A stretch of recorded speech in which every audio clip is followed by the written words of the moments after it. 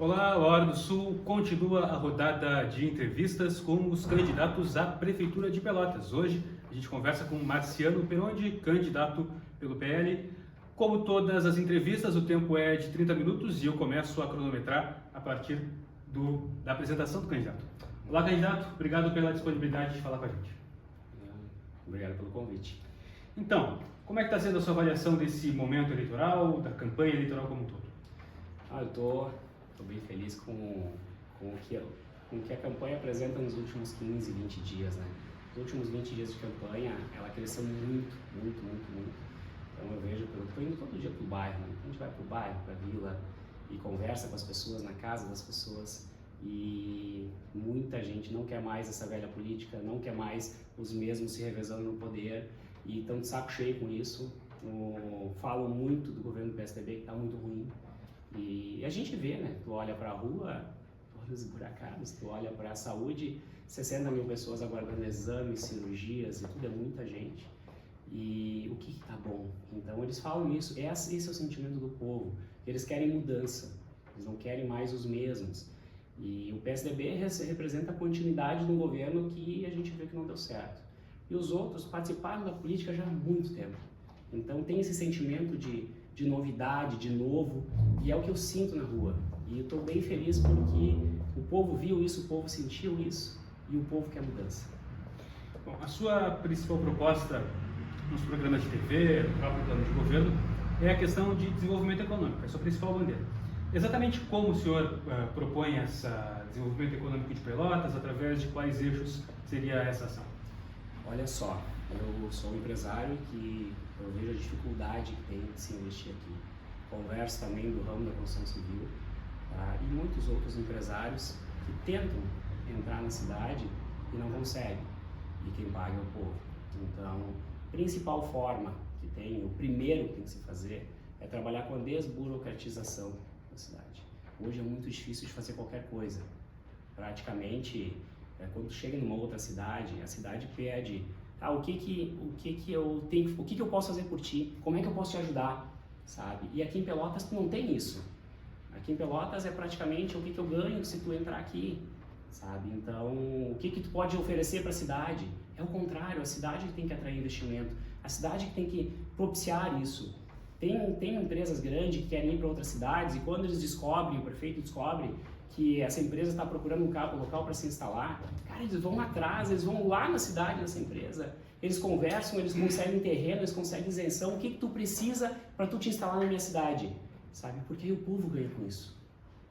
Então isso que a gente pretende fazer, é trabalhar, desburocratizar a cidade e atrair investimentos, ir atrás de investimentos, isso a gente tem que fazer pela cidade. Tem muitas formas, nós estamos trabalhando já em contato com a esmagadora de soja, investimento que pode chegar a quase 2 bilhões de reais na cidade. Então vem para cá investimento e traz muito emprego. Só que além de trazer muito emprego, ela gera muito imposto, porque ela vem para cá, a produção é gigantesca, porque ela pega todos os produtores da região aqui e ao invés de pegar esse soja e mandar ele para Porto Alegre, para outros lugares, para outras cidades que tem essas esmagadoras, fica aqui e produz impostos para a cidade. Nós vamos trabalhar também com a questão do arroz, dos subprodutos do arroz. A gente precisa fazer isso. Tem uma grande produção de arroz aqui em Pelotas e região e não tem ninguém que trabalha com isso. Uma outra coisa que trata também de desenvolvimento econômico. Nós temos que reduzir a máquina pública ao máximo para sobrar um pouco de dinheiro para conseguir fazer o básico que não está sendo feito hoje, né? E para falar de desenvolvimento econômico, eu tenho que falar de tudo um pouco. Então a gente vai reduzir a máquina pública ao máximo para poder ter esses recursos também e poder investir um pouquinho na cidade. E a gente tem que atrair investimento, cara. Do jeito que está a cidade, não atrai investimento. Outra questão que é a questão do lixo, tá? Hoje, Pelotas gasta um valor gigantesco por mês para pegar o lixo daqui, custa 150, 155 mais ou menos o metro cúbico de lixo entregue em Candiota. Cara, tem que pegar aqui, dá mais de 100 quilômetros daqui para entregar o lixo. Então imagina todo o lixo da cidade, a prefeitura pega e manda lá para Candiota. Tá 156, 157 reais mais ou menos o metro cúbico, entregue lá, pagando transporte, pagando baldeação, pagando tudo, chegando lá e destinando ele. É muito dinheiro. Então tem que trabalhar aqui para fazer um aterro sanitário aqui em Pelotas. E outra questão, tu chega e faz um local para depositar esse lixo aqui. Além disso, tu consegue utilizar o próprio lixo para geração de energia. Tem máquinas, tem empresas que fazem o quê? A prefeitura não gasta nada com isso, ela só ganha. A prefeitura consegue um local para deixar o lixo. As empresas pegam todo esse lixo orgânico, separa, pega o lixo orgânico. Tu produz gás desse lixo. O gás, tu transforma ele em energia.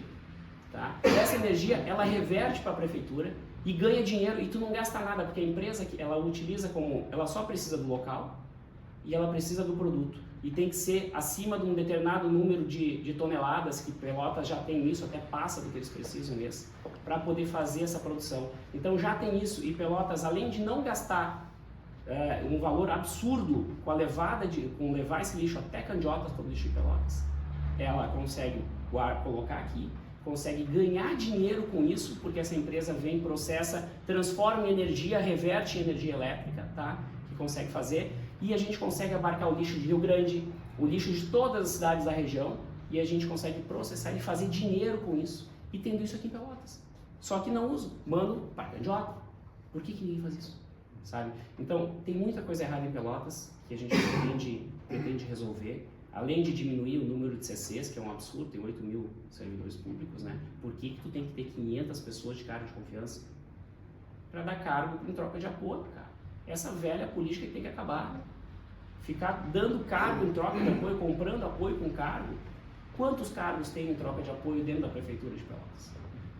Falando nisso, se o Legislativo repetir a formulação que existe hoje, a tendência é de que o seu governo tenha uma minoria na Câmara de Vereadores, isso é natural, a sua coligação tem 2 partidos, mesmo que o PL eleja bastante vereadores, ainda assim vai ter minoria. Como vai ser essa relação com o Legislativo, com essa troca de apoios para conseguir que os projetos avancem na Câmara? Nós temos uma expectativa de fazer no mínimo 3 cadeiras de vereador. Tá? Tenho contato com mais, pelo menos 4 vereadores aí, 4 candidatos, que a tendência é se eleger. Alguns deles são da igreja evangélica, que eles têm um forte apoio das igrejas, não só da evangélica, mas têm um forte apoio e estão focando este ano em eleger vereador. Que são vereadores que são parceiros, que vão nos apoiar também, então ali a gente já consegue chegar a 7, tá? Mais alguns outros vereadores que tem, conforme a gente vai fazendo alianças. Só que tem uma questão, o vereador, ele ganha bem, tá? Ele não precisa, ele está trabalhando para o povo. Agora, ele não precisa ficar recebendo em troca apoio para fazer o que ele já tem que fazer. Ele vai ganhar 18 mil por mês agora, gente, é muito dinheiro isso. E o povo vai cobrar. Agora, quando tiver qualquer votação, eu vou ter uma boa relação com a Câmara, eu tenho uma relação boa com todo mundo, na verdade eu não tenho inimizade com ninguém. Sou um cara que eu consigo me relacionar muito bem, vou fazer essa aliança com os outros vereadores para ter maioria na Câmara, quero ter uma aliança boa não com metade dos vereadores, mas com todos os vereadores. O cara que quer ajudar, depois que está na Câmara, sendo direita, sendo esquerda, o que quiser contribuir com o governo, é bem-vindo. É bem-vindo, nós temos que trabalhar para todos, trabalhar para o governo, trabalhar para a cidade. E é isso que a gente tem que fazer. Então eu vou ter uma boa relação, um bom diálogo com eles também, com todos os vereadores. Isso eu pretendo fazer. Tá? Isso é uma das metas que eu tenho. Só que assim, se não quiserem aprovar projetos em prejuízo da população, porque não tiveram apoio ou não tiveram troca de favores, que eu acho que não vai ter isso no próximo governo, não, acho que não vão pedir isso no próximo governo, mas se tiver, cara, a população está aí. Quantas mil pessoas cabem na frente da Câmara de Vereadores? Vou pedir para o povo, não estão querendo fazer isso, não estão querendo aprovar, vamos botar no povo. O povo vai lá na Câmara de Vereadores, o povo vai pedir, que o povo está acordando. E esse negocinho de troca de apoio, troca de favores, e me dá isso que eu te dou aquilo, para poder governar, ele tem que acabar. Claro que tu precisa ter uma boa relação com a Câmara de Vereadores, com todos os vereadores, não estou dizendo que não vou ter isso, vou ter. Só que não vai ser que nem está sendo hoje, que hoje está demais. Isso tem que acabar. Bom, o senhor falou de problemas na área da saúde, hoje Pelotas encaminha para a construção do novo Hospital Regional de Pronto-Socorro. Ainda não existe uma formatação de como vai ser a gestão, de como vai ser o funcionamento desse PS. Qual é a sua proposta? Como é que o senhor enxerga essa existência do pronto-socorro? Eu estou conversando com os hospitais, falei com os 4 hospitais e Conversando com eles têm uma grande preocupação com isso. Por quê? Porque hoje o pronto-socorro deveria fazer o quê? Esse pronto-socorro a gente tem, só recebe a pessoa, dá o primeiro atendimento e encaminha para o hospital. Tá? Hoje a prefeitura gasta, se eu não me engano de números, é em torno de 2,5 milhões, quase 3 milhões ali com custo, o resto vem de outras fontes de renda que tem, tá? que mandam para completar o valor, que é em média uns 5 milhões mês, o que gastam ali, segundo esses hospitais me falaram, tá? Não é dado que eu tenho. Mas se pegar e for para esse outro pronto-socorro, que é um pronto-socorro grande, tá? Que ele vai ter alguma característica quase de hospital, o custo dele pode chegar a 20 milhões mês. De onde vai se tirar esse valor? Sendo que os hospitais têm leito sobrando, só que não tem dinheiro para manter. Então, dá para melhorar o valor que é gasto na saúde, a gente tem que melhorar isso, o pessoal tem que ser atendido. Tá? E esse valor teria que ir para os hospitais, melhorar o atendimento. No hospital hoje, ele estava me falando, o diretor da Católica, que dá 0,7 do valor que ele recebe do atendimento. Se custa R$100 o atendimento, eles recebem R$70. 30 é prejuízo, na média. Tá? Em alguns casos é maior o prejuízo que os hospitais têm. Então, quanto mais o hospital atende, mais prejuízo ele tem. Então, esses valores que vão para a construção de postos e tudo, do postão e tudo, poderia ser repassado para os hospitais. E esses hospitais conseguiriam atender muito mais gente. Essa fila que tem hoje, que segundo a prefeitura, é 62 mil pessoas na fila, aguardando exames, aguardando consultas e aguardando cirurgia, que a Paula mandou para o pronto-socorro, mandou para a Câmara de Vereadores, tá? Claro que esse dado não é real, porque tem muita gente ali que já se consultou no privado, tá? Que às vezes até melhorou o sintoma que tinha, ou morreu. Tá? Porque tem gente que espera para câncer mais de 1 ano para cirurgia, tá? E quantas pessoas não têm um câncer, às vezes no estado mais avançado, e que pelo fato da demora, esse problema aí acaba levando a pessoa a óbito. Então, é menor que esse número. Mas os hospitais me falaram o quê? Que se a prefeitura contribuísse com essa partezinha que falta para o hospital não ter prejuízo, eles em 1 ano conseguem zerar a fila de exames, e que é muito grande. Hoje tem gente esperando para catarata, hoje tem gente com diabetes, então que não pode fazer os exames, tem que ficar esperando na fila, tem que fazer procedimentos, e se não faz o procedimento ficam cegas. Então tem gente ficando cega em Pelotas hoje por falta de atendimento, tem gente perdendo o pé por falta de atendimento, dedo, no caso de diabetes. Tem que ter um programa para atender melhor as pessoas com diabetes na cidade. Só que como é que tu vai fazer se tu tem 62 mil pessoas esperando na fila? Chega a levar 1 ano, 1 ano e meio para atendimento, ou mais, 2 anos de atendimento. Eu estava falando com uma família que ligaram, ontem eu estava falando com elas, ligaram para eles dizendo que, a consulta do teu pai chegou, daí vamos marcar uma data. Ele disse, meu pai morreu há 2 anos. Estava esperando consulta, 2 anos depois. Sabe? Então isso não tem como acontecer. A prefeitura tem que respeitar a população, eu diria. Já pensou tu chegar com um filho, não sei se tem filho, não, mas tu chegar com um filho num posto de saúde e não conseguir atendimento, ter que voltar para casa com ele, com febre e tudo, chorando, ou uma pessoa que está com câncer, tu levar teu pai, saber que vai morrer se não for atendido e não conseguir atendimento e tu ter que levar ele para casa sabendo que vai morrer, sabe, se não for atendido, ou se não for atendido logo porque o câncer vai se avançar, vai se alastrar. Esse tipo de resposta a população tem que ter. A saúde é prioridade total. Nós não podemos, nós temos que zerar essa fila. E meu compromisso é trazer desenvolvimento para a cidade justamente para isso, para que esse tipo de coisa não aconteça, para que o município tenha dinheiro, dinheiro para bancar a saúde, dinheiro para ajudar na educação, dinheiro para tapar essa buraqueira, que as pessoas não conseguem andar na cidade. Quem é que acha que Pelotas está bom? Até eu digo, pode até comentar ali no meu Instagram, @perondemarciano, coloca lá. Se alguém acha que Pelotas está bom, coloca o que está bom em Pelotas. Ou coloca o que está ruim em Pelotas. Ninguém acha que Pelotas está bem. Na área da infraestrutura, que é um dos maiores gargalos do município, qual é a sua proposta especificamente para os problemas de buracos nas vias asfaltadas, mas também nas vias sem pavimentação? Isso tudo passa, é algo um pouco complexo, eu diria hoje. A máquina pública em Pelotas está inchada. Reduzindo a máquina pública, tá? Reduzindo ao máximo a máquina pública, a gente consegue sobrar dinheiro para melhorar a pavimentação, melhorar a saúde do jeito que está e dentre outras coisas que é para fazer. Mas a questão de pavimentação em Pelotas, esburaqueira que tem em Pelotas, só tem aqui. Eu não conheço nenhum outro município que tem isso. Eu acho um falta de respeito com a população. Tu tem todas as ruas de Pelotas praticamente esburacadas. Eu nunca vi isso em nenhum outro lugar. Isso eu acho uma falta de organização do município. O município não poderia ter deixado Pelotas chegar desse jeito. O pessoal que trabalha de Uber estraga o Uber, não consegue trabalhar.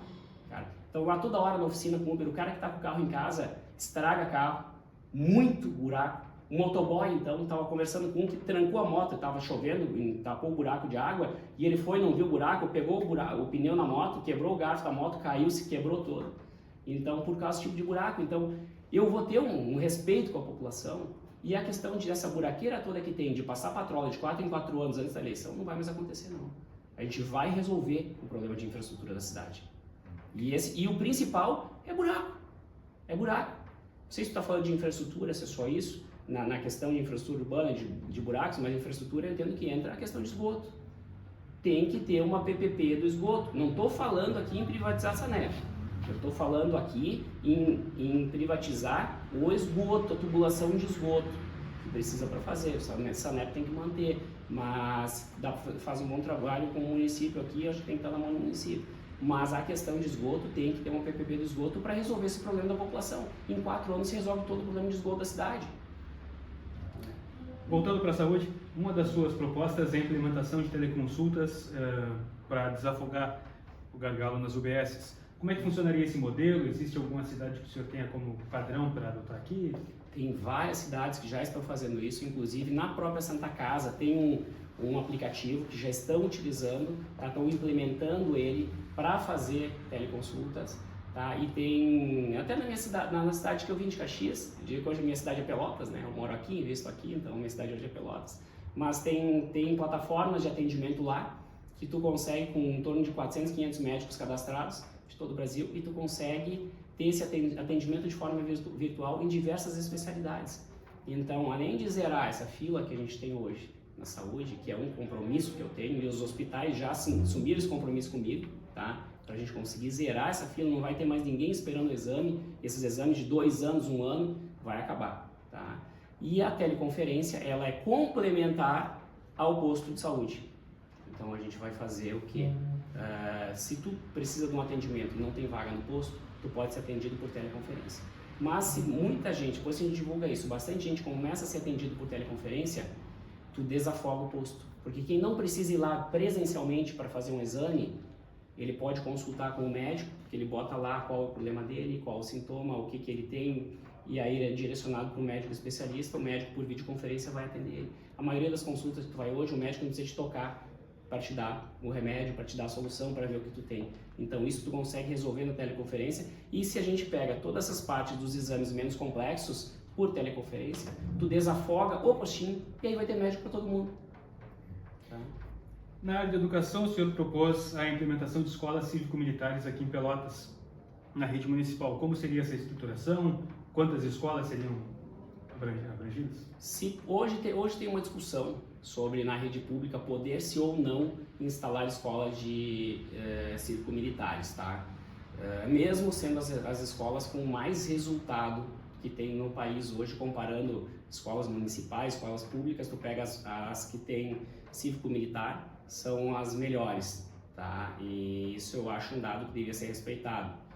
Mas cívico-militar eu vou fazer no meu colégio, tá? No colégio que eu fundei, eu vou dizer que é o Praça 15. Então ali vai ser, a gente quer implementar o primeiro colégio cívico-militar do estado, tá? Se eu puder transferir isso e se me permitirem fazer nos colégios cívico-militares, e numa conversa com os colégios também, para ver qual é a melhor, com os pais, não vou fazer nada de imposição, eu quero fazer o que é melhor para a sociedade. Se a sociedade entender que isso é melhor, eu vou brigar para fazer. Mas dentro dessa questão de cívico-militar, o que é um cívico-militar? Na verdade, tu ter mais segurança dentro da escola, sabe? É ter mais segurança, a ordem, o professor conseguir dar aula. A gente pode não instalar exatamente o cívico-militar se não for permitido, mas dentro dos colégios eu quero colocar a guarda municipal. Eu quero colocar dentro dos colégios segurança. para saber que o filho não vai para aula, que não vai ter uso de droga dentro da sala de aula, dentro do colégio, a gente sabe que tem, que não vai, ou no pátio do colégio, então tendo segurança ali, não vai ter esse tipo de coisa lá, para tu saber que o teu filho vai para aula e ele vai ter aula, porque chegou um professor da rede pública me falando, Marciano, eu não sei o que fazer, porque eu não consigo dar aula, porque tem muita bagunça. Não vou falar aqui os palavrões que os alunos falam para o professor, mas mandam ele para tudo que é lugar. E não tem o que fazer. Por quê? Porque não tem um apoio também de segurança pública dentro do hospital para dar esse amparo para o professor. E o professor está me dizendo, Marciano, tem aluno na 6ª série que não sabe a diferença de vogal e consoante. Na 6ª série. E não é culpa do professor, é culpa da estrutura. Eles têm umas escolas precárias. Agora choveu, mandaram um monte de vídeo de colégio chovendo por tudo. A prefeitura tem que cancelar as aulas, suspender as aulas da cidade por causa de uma chuva. Goteira por tudo, alagado colégios, tem vários colégios. Tem que dar estrutura para esses colégios. Eles não têm estrutura. E o que eu quero fazer para ajudar o município, voltando, faz parte do mesmo, eu vou juntar a Guarda Municipal com a fiscalização de trânsito e quero dobrar o efetivo disso, também para ter um respaldo para os colégios, para poder ter a guarda lá dentro dos colégios, para ajudar nisso, para ajudar na disciplina, para ajudar na organização, ter um respaldo, ter uma ajuda para os professores e para os colégios, eu acho muito importante isso. E eu quero melhorar muito a educação de Pelotas, que hoje ela está de um estado lastimável, eu diria. Então precisa melhorar, tudo passa pela educação. Se nós vamos ter uma boa educação, tá? Tudo melhora. Então pretendo melhorar a educação e se eu puder instalar a escola de turno integral, eu vou instalar no maior número de colégios que eu puder, porque é com monitor no turno inverso, tem esporte, tem outras atividades que a gente possa fazer e não tem o custo do professor no turno inverso, que é monitor, então fica muito mais fácil. E o pai e a mãe podem trabalhar, porque a mãe hoje, ela não consegue trabalhar, porque se eu tenho que ficar cuidando do filho, tem 2, 3 filhos, fica em casa e não tem como trabalhar. Então, se tivesse escola de turno integral, é claro que às vezes não vai conseguir colocar em todos os colégios do município, mas uma boa parte deles, a população vai conseguir ter. Principalmente as mães vão conseguir trabalhar e não tem que ficar em casa cuidando do filho, porque não tem por que deixar. O senhor mencionou a segurança pública, que é uma das principais pautas da direita no Brasil, mas também uma pauta importante dessa gestão a partir do Pacto pela Paz, implantado aqui em Pelotas. Como é que o senhor vê essa questão da segurança pública? O Pacto pela Paz vai ser mantido, vai ser reformulado? Tudo o que for bom vai ser mantido e implementado. Tá? O Pacto pela Paz foi bom, está sendo bom, e essa cooperação entre as polícias, eu gosto muito dessa ideia, funciona. E tanto funciona e tanto quero manter que eu vou ampliar isso aí para juntar a Guarda Municipal com a fiscalização de trânsito para melhorar ainda, porque a Guarda Municipal vai ter poder de polícia. Eu quero dobrar o efetivo da Guarda Municipal, porque daí temos a Polícia Municipal, não mais a Guarda nem mais a fiscalização de trânsito, sim a Polícia Municipal, que vai ajudar muito no Pacto pela Paz. Tá? Porque eu tenho um apoio muito maior agora para o próprio Pacto pela Paz, que é a união desses dois institutos, e a gente pegar e além de fazer a união, ampliar ele, porque qualquer problema que tem no município, tu não precisa chamar a brigada, tu chama a Guarda Municipal. Daí a brigada fica fazendo a função que ela tem que fazer, e a Guarda Municipal consegue melhorar na questão de segurança, porque eu tendo guarda nos colégios, perto dos colégios, eu tenho mais guardas no centro, isso tudo a gente vai conseguir fazer. Tá? Na questão de infraestrutura, o senhor propôs a criação de um dique na extensão do Laranjal. Como é que seria essa proposta? Seria durante toda a extensão? E, além disso, todas as obras de prevenção, enchentes, como é que o senhor prevê, o que o senhor propõe que seja feito? Tem que fazer a limpeza dos canais. Se tu for ver hoje, tá? Deu uma chuva, alagou muitos locais da cidade foram completamente alagados. Às vezes é por uma questão de drenagem. Tu melhorar a drenagem da cidade, limpar os canais, manter eles limpos, tirar o lixo. Tá? Se tu mantiver isso, a drenagem funciona melhor. Na questão de bombas também, tem que supervisionar, melhorar às vezes a questão de bomba que toca a água para fora da cidade por cima do dique, para evitar também alagamentos. Então isso tem que manter as casas de máquina em dia. A questão do Laranjal sobre o dique, isso já devia ter sido feito há muito tempo. Quantas vezes alagou o Laranjal? Quantas vezes os moradores do Laranjal perderam tudo que estão ali? Tem que ser feito um dique, tem que ser feito.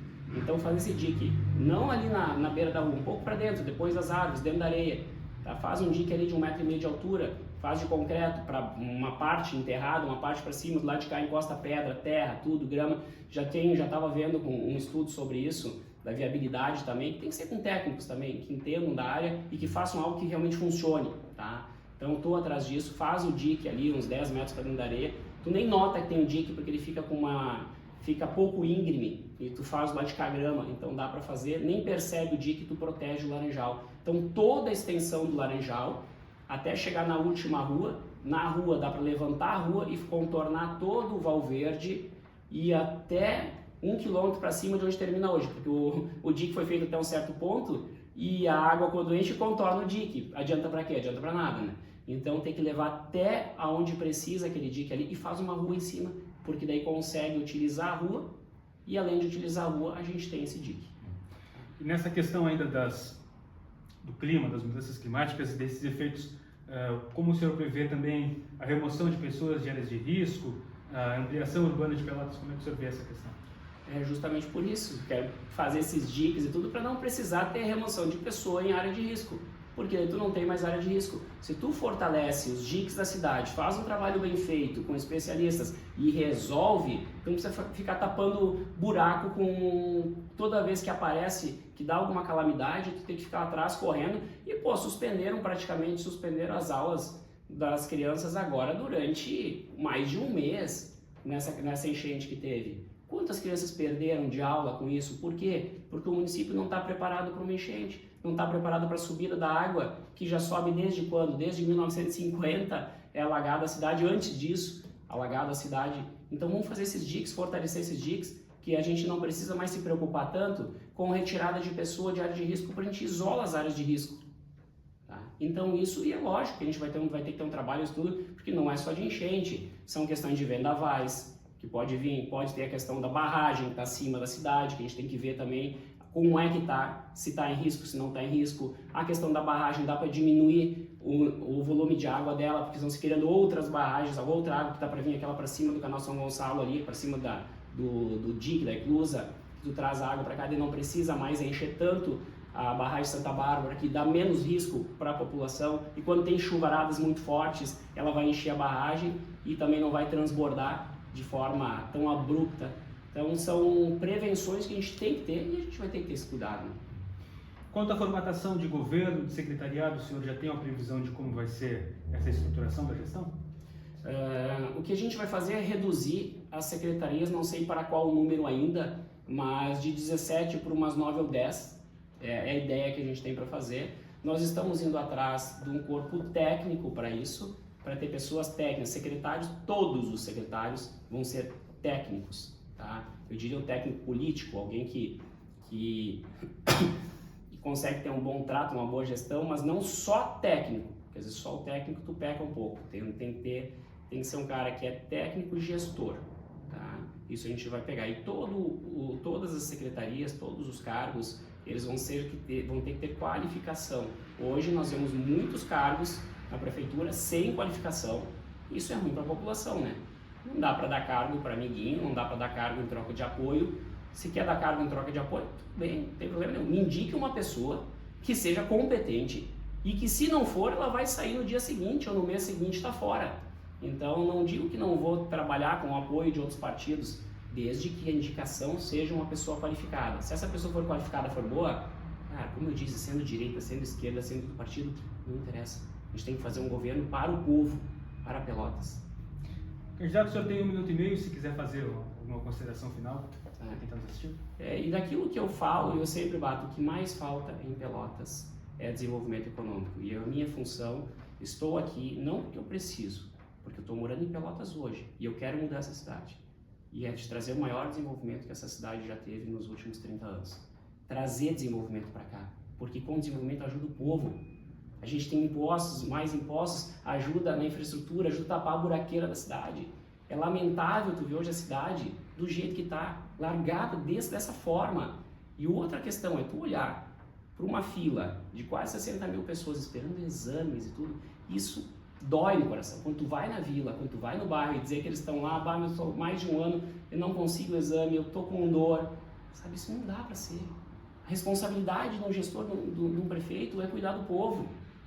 com 62 mil pessoas esperando exames e cirurgia, tu acha que está sendo cuidado o povo? Tu acha que está sendo cuidado para tu quebrar teu carro numa esquina por causa de buraco? Tu acha que está sendo cuidado para tu ver esgoto a céu aberto em qualquer lugar? Temos que cuidar do povo, trabalhar para o povo e principalmente para o povo que vive em bairro, que é o que mais sofre. Tá certo. Obrigado, candidato, pelo seu tempo, pela entrevista. Essa foi mais uma entrevista da nossa segunda rodada de conversas com os candidatos à Prefeitura de Pelotas. Esse foi Marciano Perondi. Muito obrigado. Tá? Obrigado. Valeu.